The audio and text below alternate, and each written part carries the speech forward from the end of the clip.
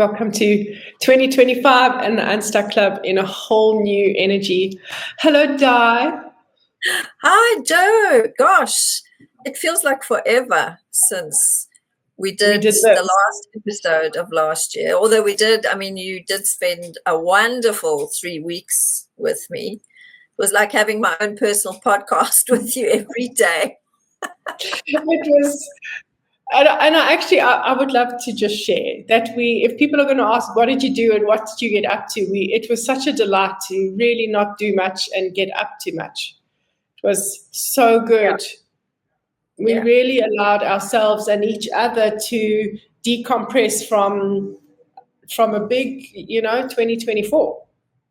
Yeah, it was really a big 2024. I just know that so many people, especially people that I was speaking to, some of them really struggled to get into that festive spirit of eating and drinking and, everybody gathering. For some people, it was quite an effort when every part of their being just wanted to retreat into quiet and silence and just allow this past year 2024 to kind of integrate and then begin to let it go, because I don't think I've heard so many times of people saying, what a rough year, what a kak year, which is such a wonderful Afrikaans expression.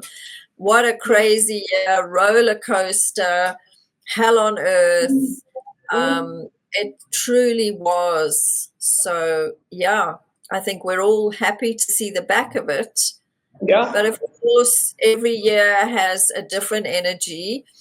And one of the things that you and I spoke about when we were together and about this podcast for the coming year, and kind of because we don't ever script this, but we wanted to get some ideas of topics that we wanted to talk about, is to move away from this idea that anything to do with numbers, astrology, the planets is all woo-woo, because believe me, it isn't. And I think as we evolve more as humans, we are really beginning to feel the impact of the energy of the year and also the planets. And as you are the undisputed expert in this area, I'm going to hand it over to you to just chat a little bit about what's coming up for us this year. Yeah. I want to just really go back in history before we do that, because I want to make it clear that we've gone through the wisdom that it took to discover these planets, right? And to discover the energetic alignment between human beings and the movement of the planets there's those people who did that, right, are still the mathematicians that are so highly respected. They are the metaphysicists who are so highly respected, the scientists who are so highly respected, right? There's so much respect for what they have done and what they have created. For example, we talk about Pythagoras, right?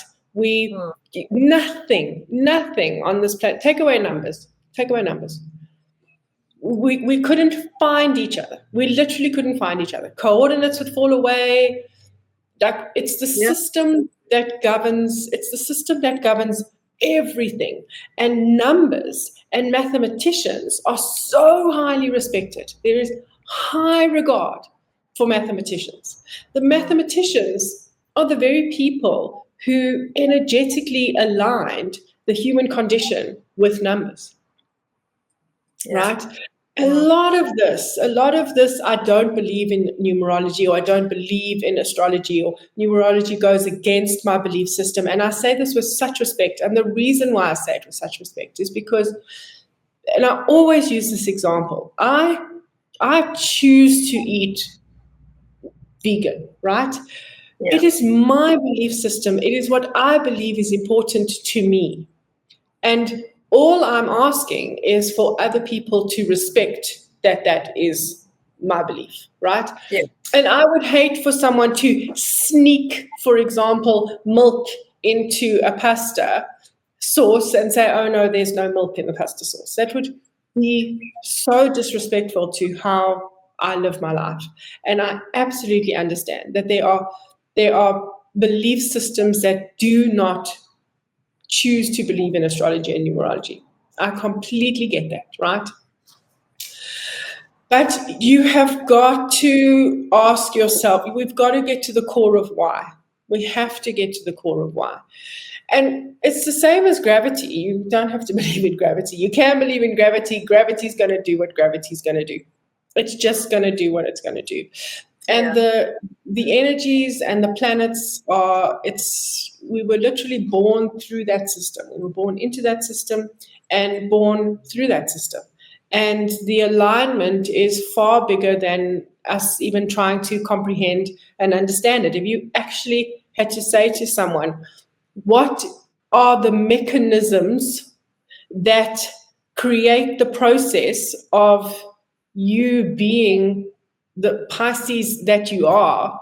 And if you take that pseudoscience away, we really fall into a place of the unknown. Like, it is unknown, it is a mystery, and it is what it is. It works. Wow. It works. And I'm not I don't say often enough.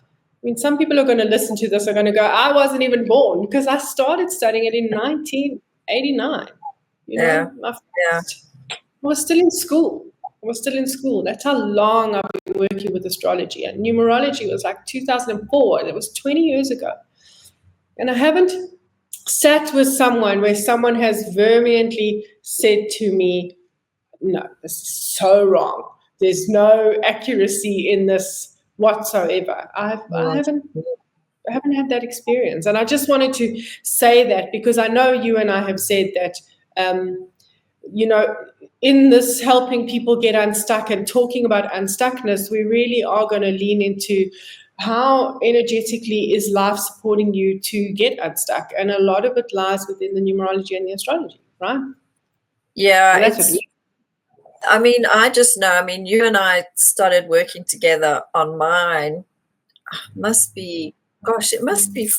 Was it at the beginning of last year? I think we really started unpacking it. And that my personality profile now stays next to me all the time. And I'm still learning. I feel like I've only just tapped, the surface of it. But I'm beginning to understand myself so much better. When I go into certain behaviors and certain recurring patterns, now I can go back to my profile and go, oh, okay, so I've got this archetype in that house, and this is how it's showing up. And the same with my numerology. And for me, I think the most important thing is understanding the energy of the year that we're in now, as my personal year, and then the universal energy of the year, and those are two different things. And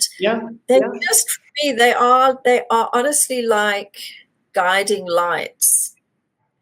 And I remember when you gave that talk, when you were down here, and you were saying that this year is the 9 year. And if you don't, we keep talking about it's a 9 year. So when you take 2025, you add all those numbers together and you get to 9. Mm-hmm. And 9 is the year of endings and completion and letting go of what no longer serves. And your big thing was it's the year of the humanitarian, which is all lovely, and community. Mm-hmm. And that's lovely, feel-good stuff. But as with everything, there is an opposite to that, the inhumanity and the lack of empathy and the lack of compassion. And boy, we're only on the 16th of January, and already we are seeing, horrific incidences of humans treating other humans badly.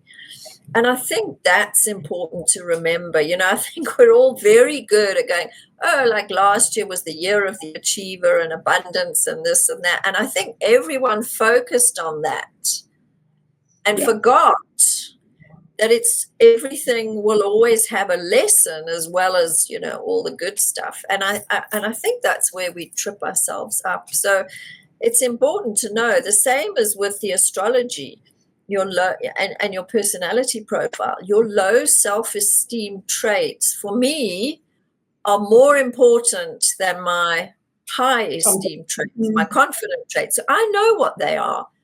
They don't trip me up. What trips me up is my low self-esteem traits, and they are sneaky little buggers. They have deep roots, and you think you've dealt with it, and then whack, up they come again, and you fall back into this fear and this self-doubt and I'm not good enough and everything else. So I really feel like this is such an important topic. It absolutely is. And it's a really, really important year. It's a very important year because we work in cycles, or we're consistently working in cycles, and we can't deny cycles because Mother Nature works in cycles, right? And we just wouldn't survive life if the cycles of life had to stop, right? There is growth, there is hibernation, there is blossoming, there is planting, there's all that kind of stuff. And we work very much in similar cycles, right? Yeah. And also everything has an up and a down, and everything goes through that bell curve shape the whole time. If it doesn't, then we flatline, and then there's no point, to life, right? Yeah. So the 9 is so important because the 9 is the end of a cycle. The 9's the end of the cycle. Yeah. By the time we get to 9, we should have experienced all the other numbers that have gotten to us to a point where we are able to say to ourselves, this works for me or this no longer works for me, right? And because we have this beautiful ego mind that's always trying to protect us and is very, very guarded, and we fool ourselves all the time. Do not kid yourself and think that you know and understand yourself, because the ego mind is very, very conniving in order to, and I'm saying it with compassion because we've got to be kind to ourselves, because that ego mind is always trying to keep us as safe as possible in all of these thoughts that we have, right? And that's why it's so important to understand your low esteem traits, because you can completely hide in those low esteem traits and convince yourself that this is a good place to be. And because everything is, and this is what part of the mystery, because there is this mystery of life where life happens and every single choice has a consequence along the way. And I'm not talking about a punishment consequence. I'm actually saying that people do enough things. If everyone had to, jump at the same time in a certain area, we could break something that is everyone else says is not breakable. We have the ability to destroy. We do have the ability to destroy. But we have a greater ability to build. We have a greater ability to build. And when we're in a 9, there's a wisdom that sits within this 9 energy. There's an intuition, a different level of intuition that sits within this 9 energy. And what is no longer aligned for us as a collective, everyone together, and what is no longer aligned for each of us as individuals, it doesn't gel. Life doesn't gel. This is my belief. And I'm really going to be saying this a lot this year. This is my belief. And I want people to hear me say it because I want you to discover your belief. I don't want you to take my belief. I want you to discover yours. Right. My belief is that we have an energetic system within us that the same as the true north that pulls this planet and holds everything. And if you hold a compass, you're going to see exactly what I'm talking about, right? That compass that is pulling us is always pulling us towards our joy and our happiness and our worthiness. And when we aren't being true to ourselves, we are off course. and then that needle is like all over the place. And things are always happening because we are supposed to be moving towards our joy and our happiness and our fulfillment, and especially our worthiness. So this year, as things happen, the big question is, well, what can I see in here that is showing me where I might not be as worthy as I think I am, or I might not be doing things in as much confidence as I think I am. And because it's endings, I'm also not mincing my words as much anymore this year.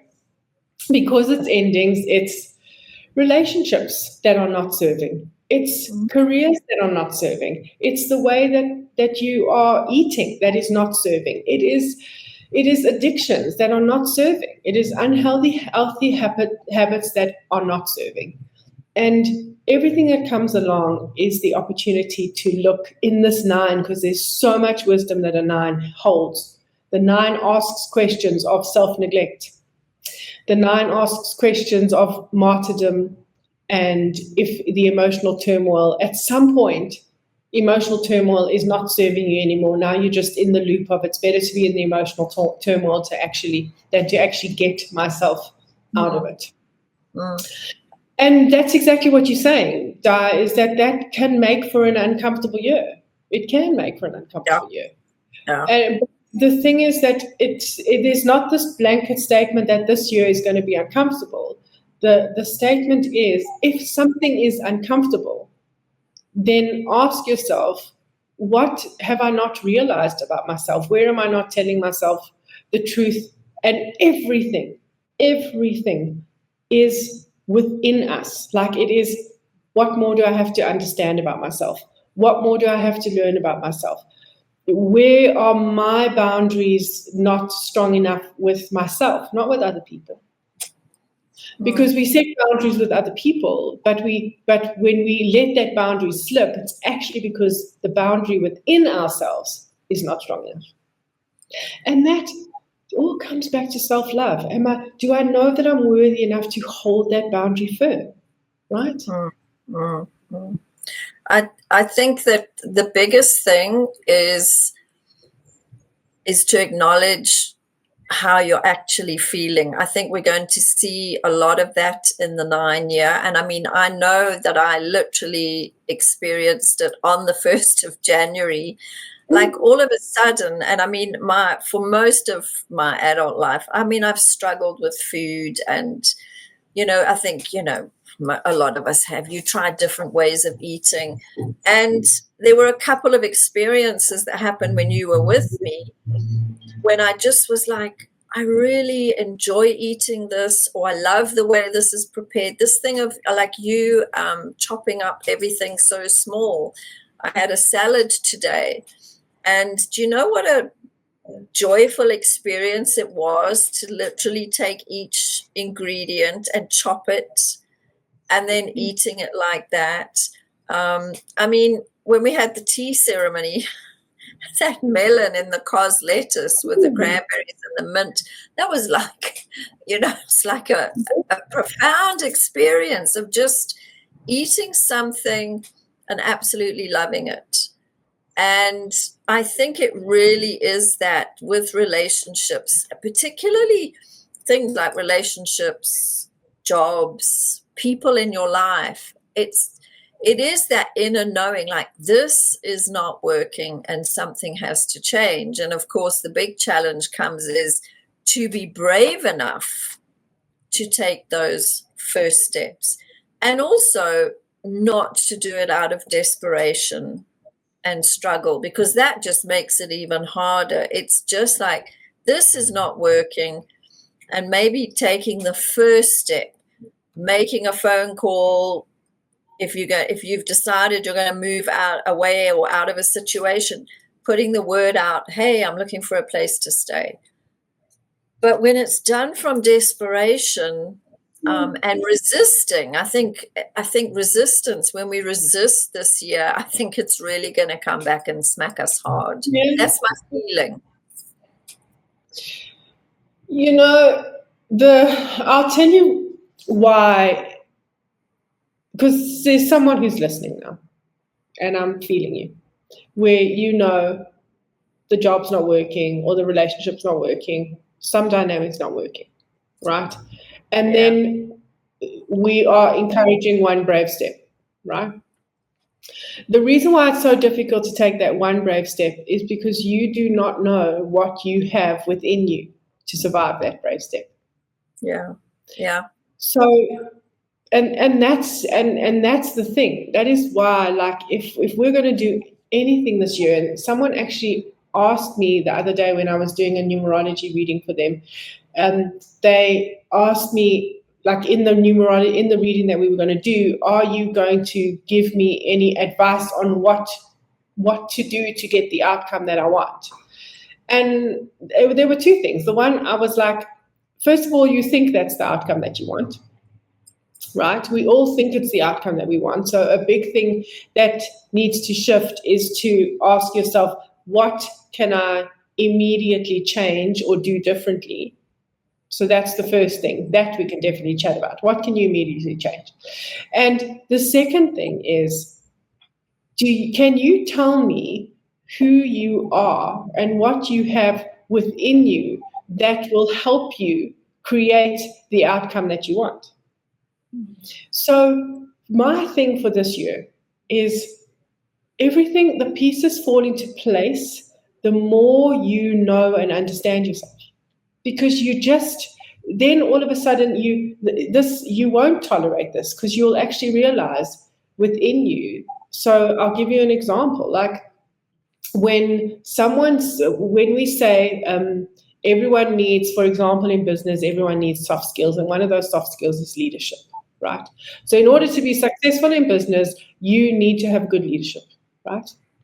Yeah. What the thing is that you were born to be a particular kind of leader.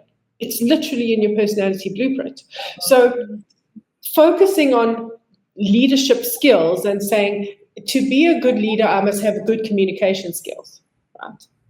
The thing is, what kind of communicator are you? And you don't have to guess it because it's in your personality blueprint.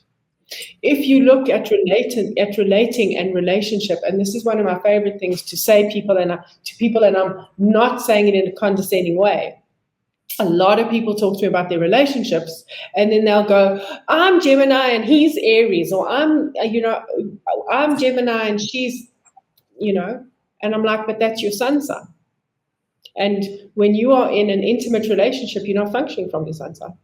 You are functioning from your moon sign. And then we don't know each other's moon sign. Or when I sit with someone and they're a business person and they go, I've got such drive because I'm Aquarius. I'm like, no, where's your Mars? Your Mars is giving you drive, not your sun sign. Yeah. And we've got to start understanding that there are facets to us, and because the world wants such a quick fix, it's been thinly narrowed down into 5% of who you are and it's good enough. And this 9 year, because there's so much wisdom that's called for in this 9 year, and because a big part of this 9 year is about understanding, like understanding is a big part of this 9 year, which links to that humanitarianism and that compassion and all those aspects. Everything needs to turn inwards. If you're going to do something kind for someone and say that is a humanitarian act, and you get hold of me and you say to me, Jo, I did such a beautiful humanitarian act, I'm going to say, the world needs you, that's amazing. As an energetic balance, what have you done for yourself? Yeah, because you often get that, people who give a lot, they're involved in charity work or whatever, they often exhaust themselves and burn out because there is no giving to the self at all. It's all about, no, I don't matter. Everyone else's needs and those in need and those who are suffering, they matter. I don't matter. And I've seen that with my own eyes. And it comes at huge cost, physical, emotional, mental, because you can't sustain that for any length of time. Or if you do, your relationships fall by the wayside because you have nothing left to give anyone you care about. It's just all this service-driven, just doing for the community. So it really is about that balance. I think to start the year, getting unstuck from this idea that you don't matter, that your joy, your needs, your well-being don't matter. Please get unstuck from that, because you can't, I've learned to my cost, you can't go into the world being that full potential, living those dreams when you are not taking care of yourself and putting yourself first. And also get very unstuck from thinking that self-care is going to the spa, or you can't afford to have the manicure, you can't afford to have the body massage, that you have to sit down and meditate. I've got a client who's really, she is busy. She is a single mom. She owns her own business. And when she came to me, she was like, I'm not going to have time to do anything. She literally said to me, I'm not going to have time to do anything. She literally, what I have her doing now, which is so beautiful, is early in the morning, before anything happens, she literally goes outside and she stands in the grass and she faces the sun, and she's doing literally like 30 seconds to 1 minute of absorbing the sun and standing on the grass. And then she comes inside, and it's the rest of her day. It's not trying to find a slot of an hour. And a lot of that is this program stuff that we have been told this is the only formula. It's not the only formula. Driving in the car, please don't listen to a whole lot of podcasts that are self-help, all of those kind of podcasts. Don't do it to yourself. Don't do it yourself. Put on music that just brings back beautiful memories, that gets you moving and joyful. And life is not this constant, you have to learn, you have to grow.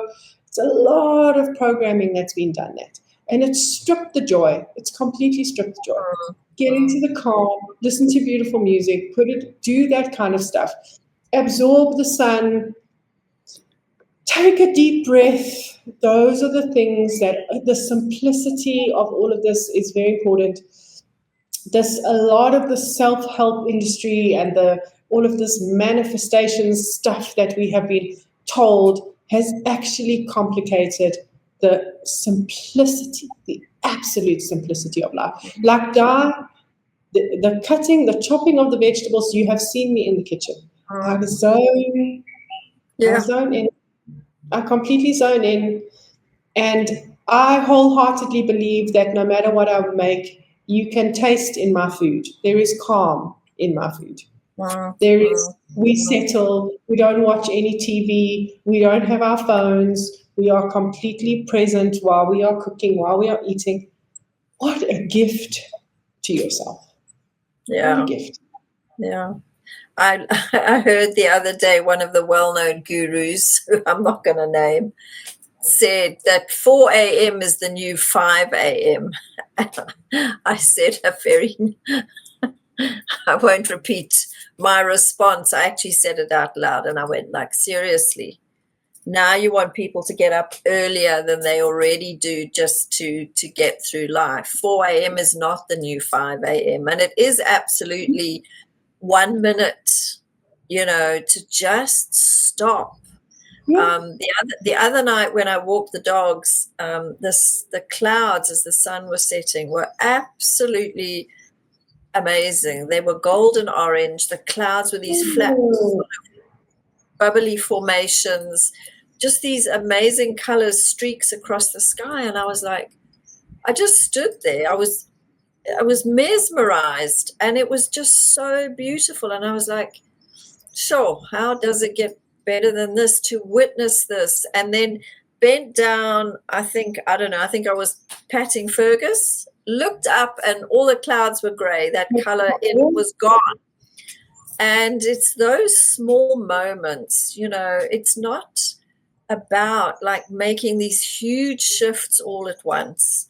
I haven't leapt into the new year, cleaned out my cupboards, changed all my eating. I'm just making more mindful choices when I buy food. And I'm also saying to my body, because we forget that our bodies have their own consciousness, what do you really want? And it's like, this is what I feel like now. So, okay, that's what I'm going to have. And tomorrow it might be a piece of chocolate cake. And if I really feel like it and it's worth it, but if I know that I'm having it just because it's there, I might say no. I think you're right, Joe. There's just this pressure to be something other than you are. And for what? What are we working towards? That's so, and I do want to talk about pulling the wool over your eyes. If you say, I ask my body every day, and every day my body says, I want cake. Yeah, that's not true.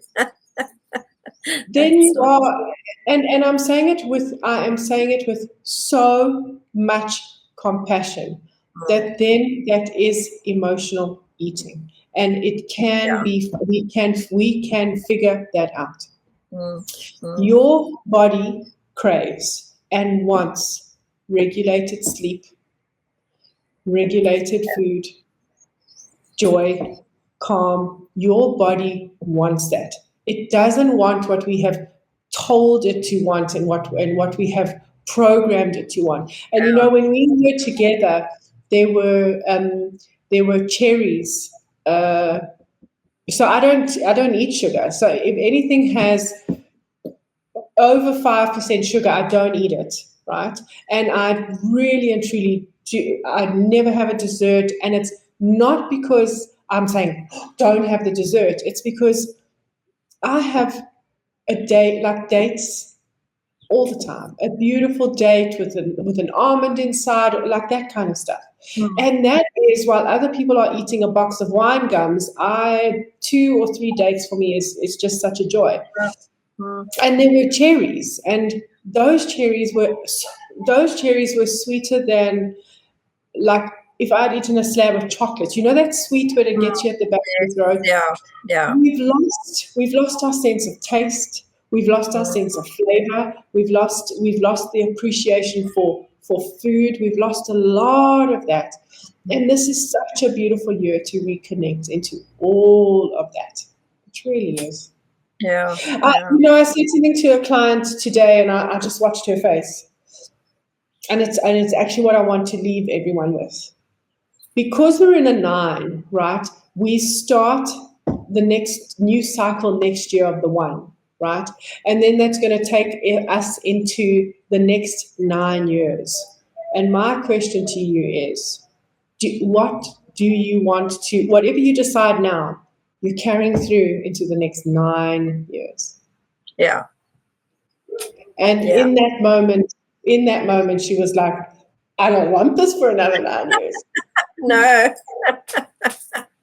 It's a good thing to reflect on. It's a really good space to end off is, what do you want to take into the next 9 years? And maybe sit quietly with your cup of tea or your glass of wine and jot down, what are the things that you don't want to take into the next cycle? Because you've got a year now to look at it and get clear. And I do know that the universe needs clarity from us. It needs to know. So the universe, and it's not verbal clarity, right? When we spoke about this, when I spoke about this when we were together, it's not verbal clarity. It is this calm and peace within you that as you start to decide things and as it starts to resonate with you, you can talk into the universe as much as you like. But you just it's not sitting and finding a calm and peace. There's just this moment, and I believe that it happens while we are actually going through life. Something happens, and you actually go more of this, or you go less of this. And that's how this alignment works. There's a lot. My 9, for me, is helping people deprogram, like manifestation myths, all these manifestation myths that we have been told. Like, it's my commitment this year. Deprogram so much of this that you've been told. Go through life, and as things happen, like get into, this settles my system, or this just eases my system. And we're in it with you together, like every step of the way as you figure it out, I use that tool of yours. You've spoken about that a couple of times on our podcast, and I do now. And on Monday, I had a wonderful 2-hour session with a new client, and I went to see her because she doesn't have transport. And when I drove away in the rain, I was like, please, more of this. I love this. And I was just so overwhelmed with feeling, and I do. And I must say, I'm doing more of this than I'm going less of this. But it is that feeling. It's the other day, I was just so grateful for where I live. And I was like, more of this, please, this peace and this amazing community that I live in. And it is the feeling. It's not verbal. It's like, and if you can't get in touch with your feelings, then that's another big sign that there's work to be done. And I think this is the year of doing the inner work. It's not running to every external next thing, the next shiny object that's going to change your life and, create that 7-figure business or whatever it is. It's to stop, and it's to turn it around, turn that mirror around and turn it back on yourself. Yeah. And you might have to learn to feel again. Many people are disconnected from their emotions and their feelings. Yeah. Exciting. And I know we're still planning some things, you and I. And I know that in one of our podcasts, we're going to, share exactly how we are supportive in exactly this way. This way. This is what we're here for. Good? Right. Sure. Exciting stuff. Amazing. So we're in it. Okay. Yeah, we will see everyone soon. See you soon. Bye. Take care. Bye.